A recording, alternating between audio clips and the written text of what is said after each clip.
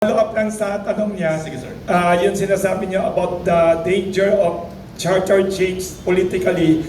Ilang kailangan senador para makalampas ito, ma-approve ang controversial charter change?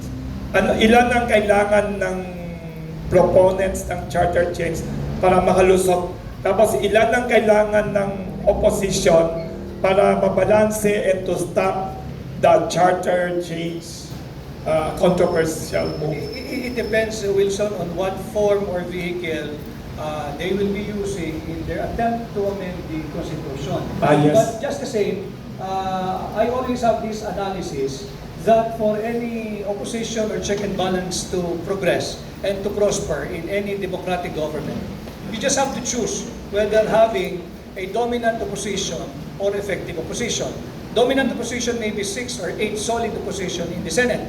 But at the rate things are going now, mukhang mahihirapang magkaroon ng dominant opposition. So I think I would rather see, I'd love to see our country to have, if not a dominant opposition, at least an effective opposition. How many ulit ang effective opposition? Maybe 3 or 4 who will be speaking for the people, who will be siding with the people. At least Para lang 3 or 4. ma-articulate. Because at the end of the day, whatever mode or medium, they will have to submit it through a plebiscite for ratification.